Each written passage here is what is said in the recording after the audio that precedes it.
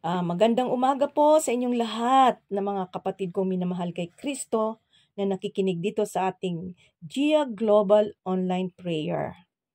At gaya ng dati, special mention to our anointed and energetic host na sina Pastor Gary at Pastora Rich, Pastor Alan at Pastora Venus, si Pastor Rene at Pastora Heidi. Good morning sa inyong lahat.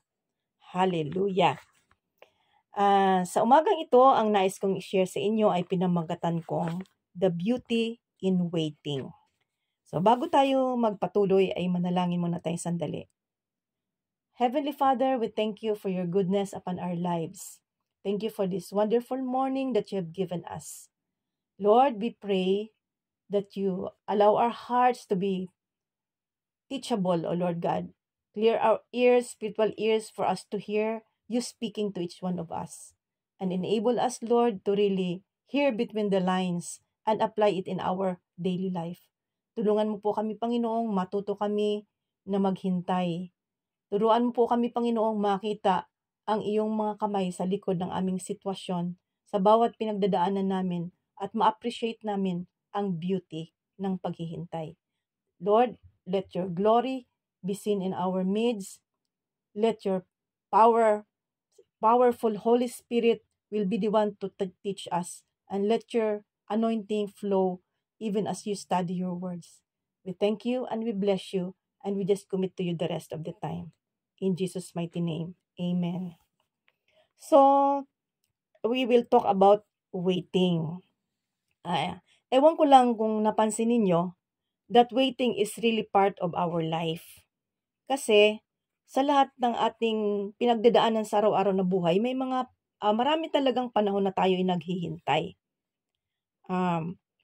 Pero, hindi lahat ng tao ay masayang naghihintay. Yung iba ay naiinip. At 'di ba minsan kasama din tayo doon, may mga panahon na naiinip tayo sa paghihintay. Sometimes we're irritated and frustrated waiting. Lalo na pag mahaba ang pila sa airport, pila sa doctor's clinic, pila sa bus stop, at sa lahat-lahat ng mga pinipilahan, naiinip tayo. At yung mindset nating ito, it has affected us, our spiritual lives, that drives us always to be in a hurry to receive answers to our prayers immediately. Yun ang nangyayari. But God has a purpose behind our waiting. At kung alam lang sana natin ang dahilan ng ating paghihintay, ay okay lang sanang maghintay kahit medyo matagal. Halimbawa, pag naglalaba tayo sa washing machine, matagal pero hinihintay natin kasi alam natin na pagkatapos noon ay isasampay na natin yung ating mga damit. Alam natin ang resulta. Pero kapag hindi natin alam ang dahilan ng ating paghihintay, we are tempted to do our own plans and our own ways to suit our own time frame. At gusto natin na aprubahan ni Lord yung ating pamamaraan. At kapag hindi, na-frustrate tayo. Minsan nagagalit pa nga tayo at nagtatampo kay Lord. Parang iniisip natin, Lord, hindi mo naman ako naintindihan. Parang as if you don't care. Lord, parang maramot ka naman. Lalo na pagka yung aligagang tayong gustong-gusto na nating matanggap yung pangangailangan natin. Halimbawa, pera yon or something that yung immediate nating kailangan. Para bang feeling natin, Lord, ang damot mo naman, nagtatampo pa tayo. But in the Bible, the Lord is teaching us that there is beauty in waiting. Makita rin natin sa Bible, si Jesus mismo, he was accused of taking too long before coming to his sick friend Lazarus. Kasi nung dumating siya sa Bethany, di ba patay na si Jesus, 4 days na siyang nalibing, sabi nga ni Martha, Panginoon, he stinks kasi 4 days na siyang nakalibing. And for us who know the story, alam na natin ang purpose ng Lord. Pero para kay Mary at kay Martha, hindi nila alam kung ano yung purpose ng Panginoon. Kaya naintindihan din natin kung gaano sila kaaligaga at kung gaano kasakit ang kalooban nila, yung hinagpis nila nung panahong yon. So let us always remember that God has good reasons for making us wait. Waiting is one of God's tools for developing us. Kaya sana hayaan natin na ma-develop tayo ng Panginoon. God wants us to be the kind of person He wants us to be in fulfilling our destiny.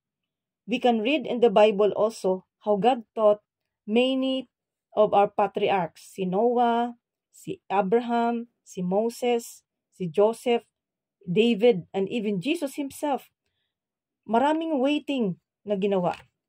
So, minsan naisip natin, ibibigay rin lang naman pala ni Lord ang ating hinihiling.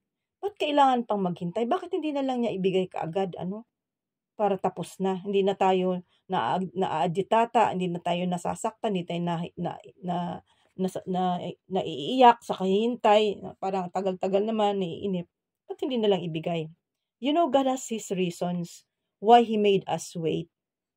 At ito, mayroon ako ditong i-share sa inyong 5 reasons why God makes us wait. Sana ay makarelate tayo dito at maintindihan natin. At talagang makakuha tayo ng mga revelations dito para sa ating kalalago. Ang number 1, waiting brings out the best and the worst in us. So, ang paghihintay daw ay inilalabas kung ano yung best sa atin at kung ano yung worst.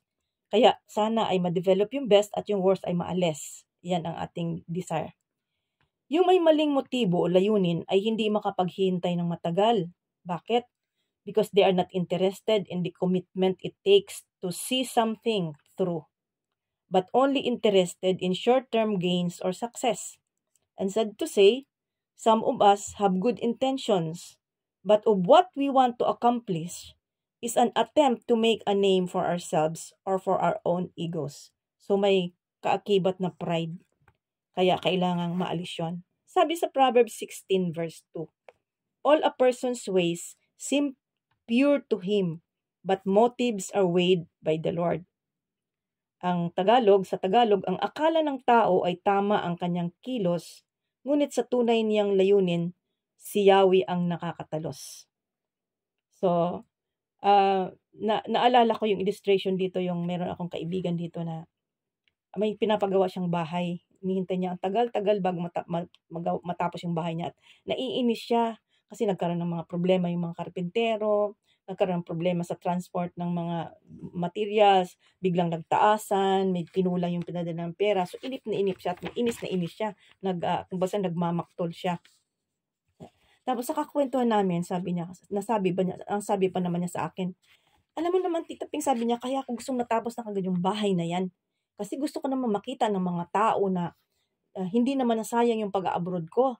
Kasi, yung bang ang hirap yung husdahan kang ang tagal mo na sa abroad, kahit poste man lang, wala ka na ipatayo, para makita nila na umasenso naman ang buhay ko. So, para bang may kaakibat na pride. So, yung motibo. So, kapag pinaghihintay tayo ng Lord, nire-release lang o nilalabas lang ng Panginoon, pinapakita lang yung ano ba talaga ang motibo natin. Kung tama yung motibo natin, may joy in waiting. Pero kung medyo may sablay yung mga motibo natin, alam mo, nagmamaktol tayo eh. There is pain in waiting. So, in waiting for God's blessings to flow, let's check our motives. And let us repent if there is hidden pride or there is anxiety. Ang pangalawa na reason kung bakit gusto tayo ng Lord na maghintay, waiting builds patience in our lives. Ayan, gustong maging pasensyoso tayo ng Panginoon. Tinuturuan na tayong maging pasensyoso. Patience in waiting for small things leads to having patience in bigger things. Kung hindi tayo makapaghintay sa mga maliliit na bagay na gagawin ng Diyos para sa atin, lalo na kapag malaking bagay na ang involved, mas mahirapan tayong maghintay. Kalimitan, ang pananaw natin ay iba sa pananaw ng Diyos. We think finances, possessions, or wealth are the greater things in life. But for God, mas importante sa Panginoon yung influencing and changing people para mabago tayo. Gusto ng Panginoon, iyon ang mas importante sa Kanya, yung mabago tayo. Kasi nga, marami tayong mga sablay pa. So God allows delays because He is teaching us the spirit of patience. He is doing something beautiful behind the delays that we cannot see. In every negative situation, there is always something positive. So let us focus on that positive aspect and not on the negative so that we will not be burdened. Kasi kaya tayo nabibigatan, nakafocus tayo sa mga negative. Tayo kasing mga Pinoy ay mainipin. Tama ba ako or mali? Magaling tayo sa iba't ibang bagay like hospitality, magaling tayong entertain ng mga bisita. Pero kapag pinaghintay na ng matagal, ay naku, madaling uminit ang ulo natin. Nawawalan tayo ng pasensya maghintay. 'Di ba? Pag halimbawa sa restaurant, ang tagal-tagal ng order, nakakainis. Nakita mong nauna ka pang naupo doon sa katabing table mo, nauna pa silang pagsilbihan, kaya nakakainit ng ulo, tawag tayo kaagad sa waiter. Nawawalan tayo ng pasensya. Yung pag may tindahan, gusto kumita kaagad. Pagka hindi nawawalan ng gana, parang ayaw mo nang pagpatuloy ang tindahan. Pero sabi ng mga Bisaya, bahalag hinay basta't kanunay. Hindi bali daw mabagal basta tuloy-tuloy. Sana ganun din ang attitude natin, no? So, how do we react if what we desire or pray about did not materialize immediately? Nakadevelop ba ito ng patience natin or yung worst ang lumalabas? Ano yung worst? Nagmamaktol tayo, nagko-complain, murmuring and complaining.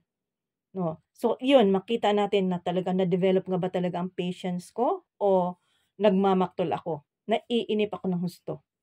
If we are trapped in a trying situation and we are losing our calmness and hope, let us wake up. Wake up, kapatid. Kapag ang sitwasyon mo ay talagang very trying, na talagang mawawala na yung pasensya mo, wake up. Be strong and be aware that God is teaching you patience. Patience, mahabang pasensya. So, maganda yun, ano?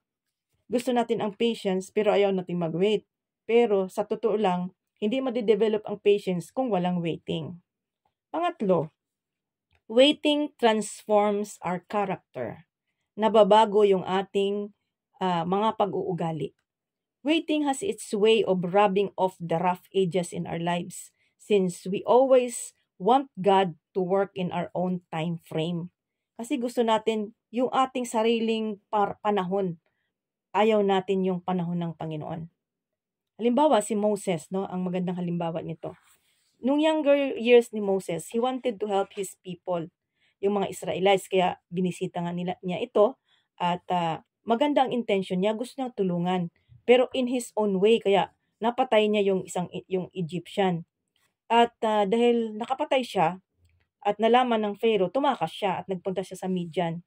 For 40 years, nandun siya sa Midian at doon siya binago ng Lord. Doon siya minold ng Panginoon sa wilderness. And nung alam na ng Diyos na ready na itong si Moses, at si Moses ay sumunod naman siya, kung baga pinili na niya na gamitin na siya ng Panginoon.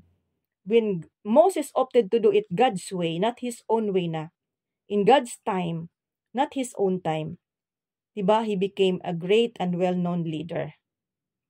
So, mayroong paghihintay. Ang tagal, no? 40 years. Ganun din sa ating buhay. God is molding our character. So, if you want God to answer your prayers quickly, check your character and change for the best. Check your motive, check your character, and change it for the best. Kapag hindi natin nakikita ang layunin ng Diyos, tayo ay nagiging negative, naiinis, nagagalit, nagtatampo, nawawala ng gana sa paglilingkod. But always remember that there is always a good reason why God allows us to wait. So wag mag-apura, wag magmadali, matutong maghintay, at wag magreklamo. Sana matutuhan natin na kumanta na lang tayo pag kayong naiinis na tayo at naiinip, instead na pagbigyan natin yung simbuyo ng ating naramdaman, ay umawit tayo.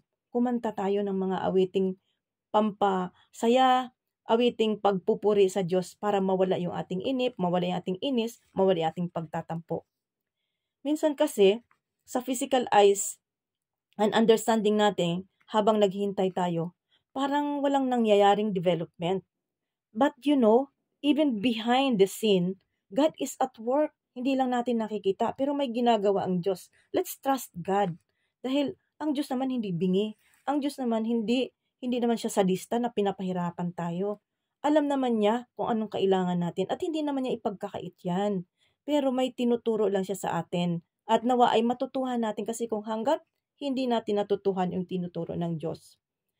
Hanggat hindi ready tayo para tanggapin yung pagpapalang hinihiling natin, hindi talaga tayo pagkakatiwalaan ng Diyos. Nasa period of waiting pa rin tayo. Nasa waiting room talaga tayo. 'Di ba? Mayroon talagang waiting room. Yung mga nganak sa waiting room muna, hindi naman agad nanganganak yan. Not until ready na talaga. So, ganoon din tayo. Not until ready na talaga. Sa waiting room lang tayo. So, if God has a promise, always remember this no? Pag may promise ang Panginoon sa atin, surely it will come to pass. Kasi hindi naman mangako ang Diyos nang hindi niya tutuparin. Hindi siya sinungaling na mangangako na hindi tutuparin. So once He made a promise to us, He will surely fulfill it. But sometimes, it takes time. We have to pass through the process. And if you don't know God's purpose, it will lead us only to discouragement. Kaya kailangang malaman natin ang purpose ng Lord. No, iyon, pinag-aralan na natin ang waiting. Mayroon palang purpose ang Lord kung bakit nag-wait tayo. Para tayo ay i-develop, ma-develop ang patience natin, ma-develop ang ating character, ma-transform tayo. Yung mga motibo natin, ma-check. Sabi doon sa Romans 5:3-4, not only so, but we also glory in our sufferings. So, matuto tayong mag-glory sa ating mga sufferings because we know that suffering produces perseverance, and perseverance character, and character hope. Sa Tagalog, hindi lamang iyan, ikinagagalak din natin ang mga kahirapang ating tinitiis dahil alam nating ito'y nagbubunga ng pagtityaga at ang pagtityaga ay nagbubunga ng mabuting pagkatao at ang mabuting pagkatao ay nagbubunga ng pag-asa. Amen. Kaya hayaan natin na ma-enjoy natin yung waiting period dahil marami naman palang nagagawa sa ating buhay. And if you feel parang walang nangyayari sa pinagpipray mo, don't rely on your feelings, but let faith and hope work. Ito ang hayaan nating mag-work, yung pananampalataya, yung ating pag-asa. Huwag yung ating feelings kasi madaling maubos yung ating pasensya. And ano ba yung faith? Diba yung faith is the substance of things hoped for. Sa Tagalog, katiyakan na matatanggap ang inaasahan. Yun ang ating pairalin, hindi yung ating pagkainip. Evidence of things not seen. Sa Tagalog, pagiging sigurado sa mga bagay na hindi nakikita. So instead na nag-focus tayo doon sa ating feelings na inip na tayo, banas na tayo, mag-focus tayo doon sa katiyakan na matatanggap ang inaasahan at pagiging sigurado sa mga bagay na hindi nakikita. Faith and ating pag-asa. Faith and hope. Okay? Look at Joseph. Diba si Joseph? Matagal din siya naghintay. Bago niya marami siyang na-experience na mga painful and negative situations sa kanyang buhay. Pero mo, paboritong anak, ginawang ibinenta, ginawang slave talaga. Pero nakita naman natin kung paano siya pinagpala ng Diyos kasi yung attitude niya is right. Because he has that attitude na tama. He always receive great blessing. Mula sa pagiging slave, nagiging mayordomo. Pero nakita rin naman natin kung paano talaga siya gustong ibagsak ng kalaban. Na sa pagiging mayordomo, nauwi na naman, bumagsak na naman siya sa pagiging prisoner. But because tama talaga ang puso niya, na-develop na naman siya, naging assistant warden siya.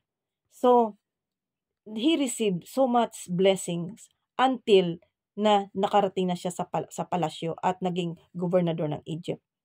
So, mga kapatid, huwag tayong susuko. Kahit parang walang nangyayaring development sa pinagpipray natin sa ngayon. Instead na parang sa tingin mo ay lumalala pa. Don't give up. Press on and keep believing that God loves you and He is powerful enough to answer your prayer or your need. Naalala ko yung aking experience dito na ikwento ko rin sa inyo noon na nagkaroon ako ng cyst sa baba ng aking rib, right rib. Habang pinagpipray ko to, habang tumatagal, kasi inabot ako ng mga more than 7 months siguro, almost a year yun, nakaka-pray, kakapasasalamat, araw-araw, hinihipo ko yan, pinapasalamat ko sa Panginoon na magaling na, magaling na. Pero as the days go by, as the months go by, yung cyst na yun ay lumalaki at parang kumikintab, na parang mapula sa loob, na parang sarap tusukin. Pero lagi ko pa rin pinapasalamat at naghihintay talaga ako sa Panginoon. Lord, nagpapasalamat talaga ako sa iyo. So, wait for the right time. At yun nga, God's time, nang dumating ang time na nasabi ko sa Lord, Lord, kung kalooban mo na mag-submit ako sa doktor, ay nagpapasako po ako. Pero ang desire ko talaga, Lord, ay pagalingin mo ako ng divine healing. Yun ang sabi ko sa Panginoon. At yun nga, ang nangyari ay pinagaling ako ng Lord, divine healing. So let us wait for the right time. God's time. Don't insist your own time. Huwag nating ipagpilitan yung sarili nating kalooban, yung sarili nating oras. Let us not be impatient. Dahil may gagawin ang Diyos sa buhay natin na makakabuti sa atin. And while waiting, let us check ourselves. What brings out of myself? Tanungin natin sarili. Ano ang lumalabas sa aking buhay, sa aking paghihintay? The best ba or the worst? Are you complaining or praying? Are you murmuring or thanking God? Are you angry or patiently waiting? So doon lang naman pagpipilian natin habang naghihintay tayo. Magagalit ba tayo? Magko-complain ba tayo? Magmumurmur ba tayo? Ano ba? Why don't we choose praising God, praying through, thanking God, patiently waiting? Sabi nga, why worry if you can pray? Ang problema lang kasi, we always want everything be done instantly dahil mahilig tayo sa mga bagay na madalian gawin. Mahilig tayo sa mga instant coffee, instant noodles. Our ego is always at stake. Kasi tayong mga tao, kahit tayong mga Kristiyano, may eye disease. Ano ba yung eye disease? Hindi yung mata ha. I na letter I. I love myself. I love myself. I need it. I don't want to wait. I need it immediately. May eye disease. Ako. So, sobrang mahal natin ang ating sarili. Kaya pag mag-react tayo, minsan wagas. Galit agad, inip agad.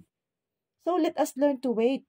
Because in waiting, our emotions usually react in a negative way, but in a negative way, criticizing and judging others. Kaya kailangan matuto tayo ng positive, huwag yung negative. Kasi kapag negative yung ating kaisipan, ay negative din yung lalabas sa ating damdamin, sa ating bibig. Yun ang mangyayari. And then, if we are wrongly accused of something that is not true, huwag ka agad na magagalit. Always remember, we have an enemy that gives powerful suggestions for us to criticize and judge others. Ito yung mga negative effects ng negative emotions.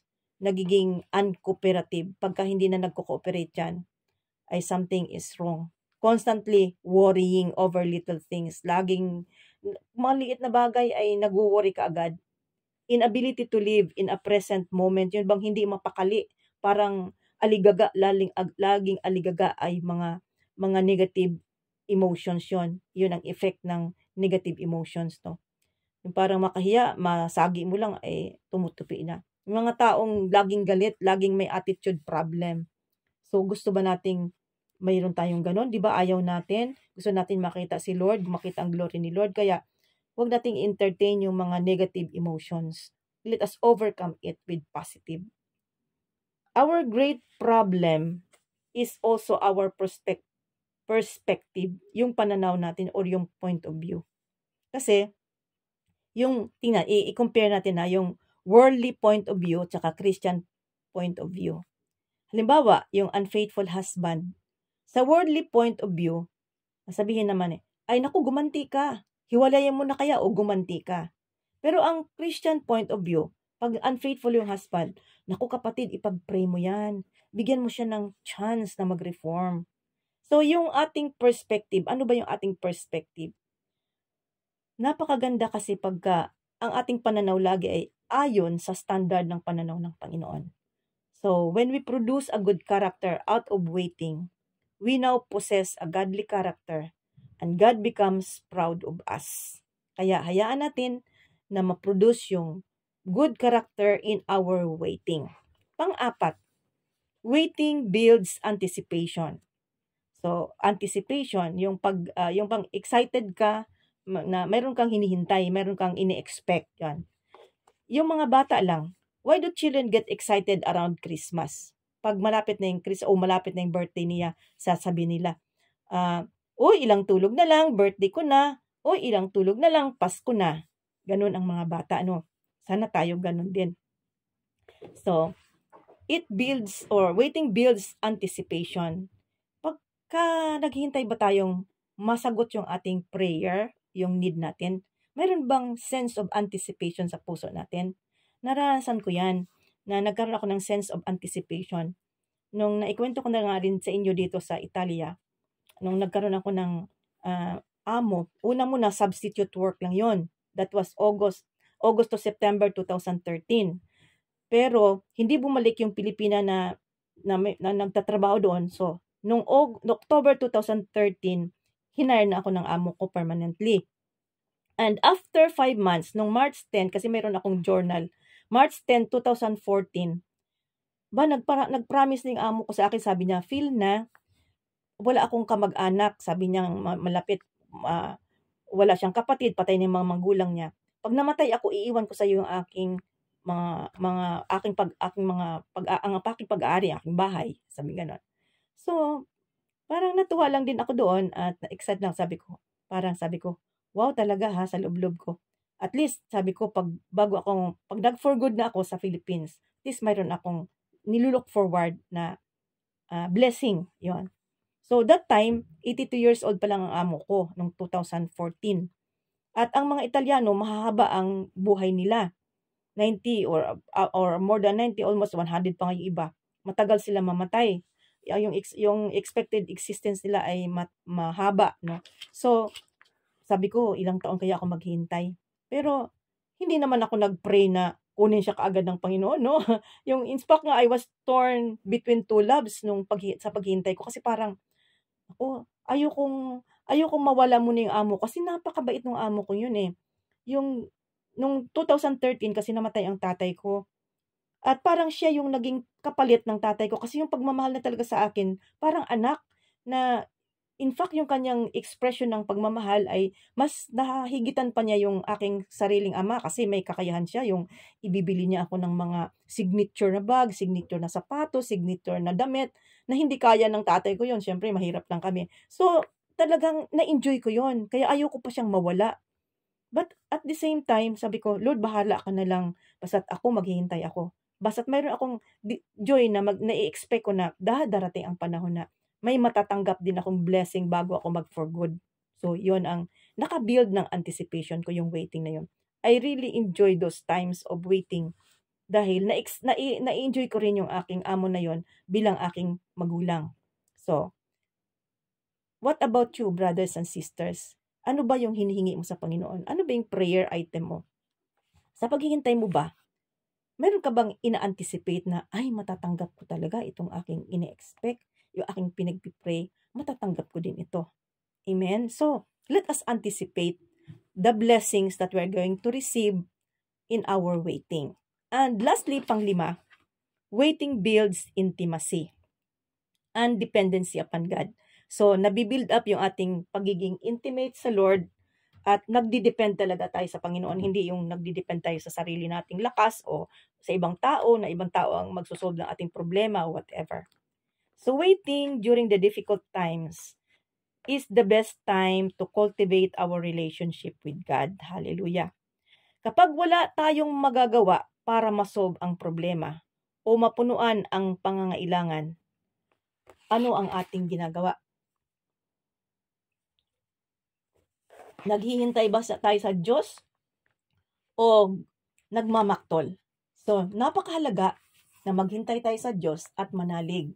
Do not fret kasi wala ding mangyayaring solusyon sa kalagayan mo. Mabibigatan ka lang, kapatid, at madi-discourage kapag nakatingin ka doon sa problema. Kapag hindi tayo nagtiwala sa Diyos. I believe that God is equally concerned with our journey and destination.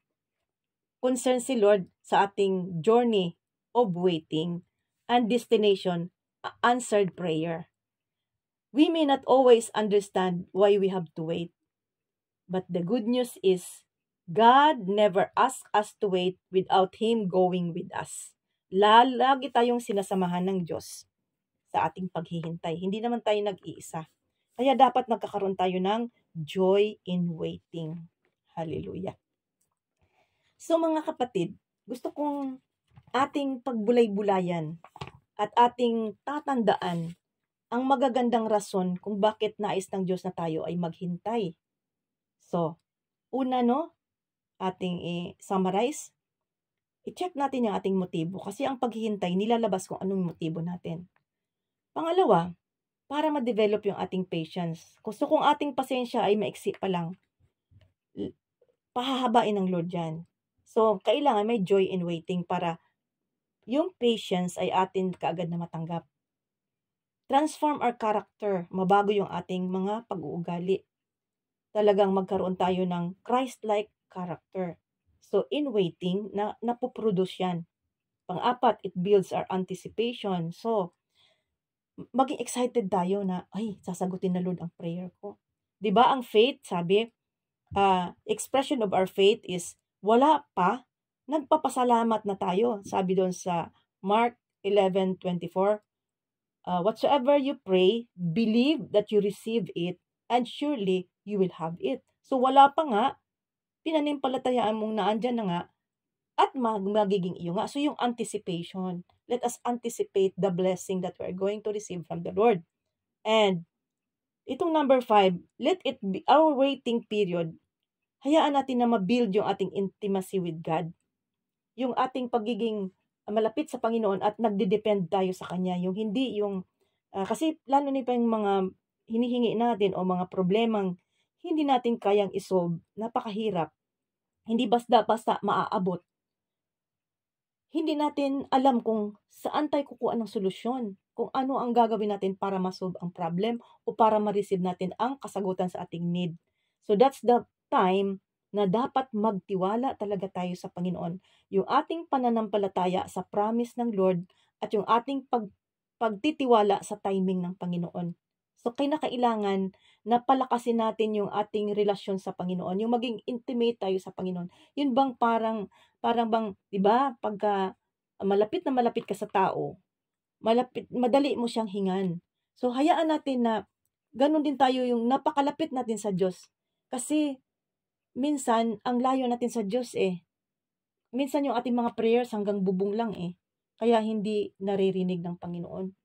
Hindi sa narinig, hindi talaga dinidinig kasi may mga hadlang So kinakailangan maging very close tayo sa Lord, very intimate, at nagdidepende tayo sa Panginoon. Kasi kung mayroon tayong attitude na kaya to, hayaan lang tayo ng Lord. O sige, bahala ka kasi kaya mo Pero kapag kayong attitude natin, Lord, wala akong magagawa kung hindi ikaw, yung dependency natin sa Kanya, ay talagang may joy ang Lord. Lalo tayong pagpapalain ng Panginoon. Ito, nakita ko to sa aking buhay. Naranasan ko talaga to kung paano ako naging very close sa Lord at nag-depend sa Kanya. Kasi yung aking inheritance na yon, namatay kasi ang amo ko 2018. So, February 2018, 4 years na yung waiting period ko mula nung nangako siya sa akin. And then, hindi pa ako handa na mawala siya, kaya grabe yung iyak ko. Pero at the same time, inayos na yun at nailagay na sa pangalan ko yung bahay. Pero nung inaayos ko na para ibenta, kinontest nung malayong kamag-anak. At ang nangyari pa, inihabla pa ako sa korte. Sa Pilipinas, hindi ako nakasuhan. Pero dito sa Italia, nakasuhan ako. At ang kaso sa akin is falsification, false document daw yung hawak ko. Yung hawak ko kasing last will and testament is holographic. Yung hindi pa siya na notaryo. At maraming agony akong inabot in waiting. Mahigit ng 1 taon ang paghihintay ko bago ma-clear yun So, time pa yun ng pandemic kasi ah, 20 after 2020 pa bago na-clear. So 2018, 19, 20. So 2020 pa bago na-clear. So talagang nandun yung agony sa waiting kasi may mga na-receive pa ako. Sabi kasi nung kaibigan kong Italiano, sabi niya marami din daw na nangyayaring gano'n na pag kinontest ay nawawala kasi mayroong nagpirma na expert sa handwriting na sinasabi na fake daw, hindi daw yun ang handwriting ng amo ko. May pumirma, siguro binayaran nila, whatever. May pumirma ng ganun. So, sabi niya, posible daw na mawala sa akin. So, nandun yung mga agam-agam na, mawala sa akin. Tapos, sinabihan pa ako nung kaibigan kong Italiano, yun bang permit to stay mo, na-renew mo na? Kasi every 2 years, nire-renew namin yung permit to stay. Ganon yung ano dito, yung kalakaran. Pagka nakasuhan ka sa korte, sabi niya, ay posibleng hindi ma-renew ang iyong yung iyong permit to stay. So, ang dami kong mga talaga nakakakabang mga sitwasyon. So, alam niyo talagang grabe yung iyak ko sa Panginoon, grabe yung aking quiet time, yung aking pagbabasa ng word, panay ang claim ko na promises ng Lord, grabe talaga yung aking kumbaga nagpapalakas talaga sa Lord kasi nanghihina ako So sa Lord ako kumukuha ng kalakasan. Tapos doon ako natuto ng spiritual warfare na talagang parang totoo. Na sabi ko nga sa inyo na na ikwento ko rin ito na pag ako nagpi-pray, nakapikit ako niyan pero nag-i-imagine ako, ginagamit ko yung imagination ko, may hawak akong espada at tinutusok-tusok ko yung mga evil spirit na mga naghihinder at umaagaw ng aking pagpapala, ganun. Ini-imagine ko yun, may hawak akong machine gun, binabaril ko lahat ng parang may mga nakikita ko mga demons na binabaril ko yan, ganyan. Tapos pag ako'y nag-praise and worship, yung talagang grabe yung feeling ko na pag ang Holy Spirit pa kasi kumilos, para bang hindi matigas kasi ang katawan ko, hindi ako magaling sumayaw. Pero alam mo nagbabali ako sa aking prayer, sa aking praise and worship minsan nagigising ako dahil nababangga yung ng paa ko yung dingding kasi maliit lang din ang kwarto ko. Talagang grabe yung aking parang feeling ko nagsasayaw ako kasama ng mga anghel. So, na-develop yung aking intimacy with God, yung aking dependency on God, na-develop talaga sa aking panalangin na yun, sa aking experience na yun while waiting. And praise the Lord, no, na totoo nga, tunay nga na ang Panginoon may kapangyarihan. Kung wala na akong magawa, ang Panginoon may nagagawa. So, yun, at year 2020, nanalo ako sa kaso. At na-receive ko yung aking inheritance. So, there is really beauty in waiting. Na-experience ko sa aking buhay at sana lahat tayo ay maging masaya sa paghihintay kahit nakakaiyak yung mga sitwasyon, kahit hindi maganda ang mga sitwasyon. Marami pa rin tayong ma-experience ng magagandang bagay. So I would like to conclude this Bible study, this sharing. Limang Bible verses na aking pinagsasama-sama nung ako'y nagpi-prepare kasi nito. Tinitingnan ko sa Google mga verses about waiting, tapos i-release ko yan at tapos magpipili ako, pagpipray ko sa Lord kung alin doon. So, idire-diretso ko, basahin ko ito ng dire-diretso, pero ang reference nito is Isaiah 40 verse 31, Romans 12:12, Lamentations chapter 3 verse 25, Psalm 27 verse 14, and James chapter 1 verse 12. So ganito siya, makinig lang kayo mga kapatid. But those who wait on the Lord shall renew their strength. They shall mount up with wings like eagles. They shall run and not be weary. They shall walk and not faint. Rejoicing in hope, patient in tribulation, continuing steadfastly in prayer. The Lord is good to those who wait for Him, to the soul who seeks Him. Wait on the Lord, be of good courage, and He shall strengthen your heart. Wait, I say, on the Lord. Blessed is the one who perseveres under trial, because having stood the test, that person will receive the crown of life that the Lord has promised to those who love Him. O di ba napakaganda nitong mga verses na sana lagi nating pagbulay-bulayan. At finally, Nung naghahanap kasi ako sa Google, sa aking Bible ng mga verses na ito, ang aking kasing sa Google na yan, may lumalabas na mga news. Doon sa news, dumabas yung Judy Santa Maria. Na curious ako, binasa ko. At tamang-tama, may lesson tayong makukuha dito sa kanyang experience. Ang sabing ganon, i-share ko sa inyo about Judy Santa Maria. 'Di ba, nag-seek siya ng annulment sa kanyang marriage kay Pampi Lacson.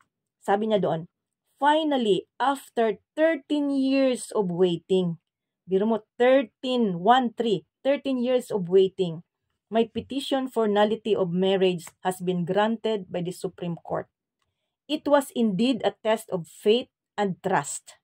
Faith in God's promises and trust in God's timing. The time I spent in his waiting room was never easy, nor was it comfortable. It was frustrating, discouraging, and even heartbreaking. I cried, prayed, questioned, and complained. I made tampo, asked for forgiveness. Tampo na nagtatampo. Asked for forgiveness, prayed some more. I wanted to give up, but he never let go of me. Looking back, it was his grace that sustained and carried me. He had a purpose for the waiting. Ang ganda, no? Tapos, sabi pa niya, God is never in a hurry. He is never too late, never too early. Believe He is able to do something about your situation. Trust He has a plan for you, and that plan is even better than the one you have for yourself. And when God finally calls you out of the waiting room, don't forget to thank Him and give Him all the glory. At yung sinabi niya sa gitna, gusto kong gawing huli. Sabi niya ganon, I know some of you might be in His waiting room. May I encourage you with this? Sabi niya. That is Isaiah 60 verse 22b. When the time is right, I, the Lord, will make it happen. Again, when the time is right, I, the Lord, will make it happen. So mga kapatid, there is really beauty in waiting. Kapag tama na yung panahon ng paghihintay mo, kapag nakita na ng Panginoon na pwede ka ng pagkatiwalaan doon sa blessing na ibibigay niya sa iyo.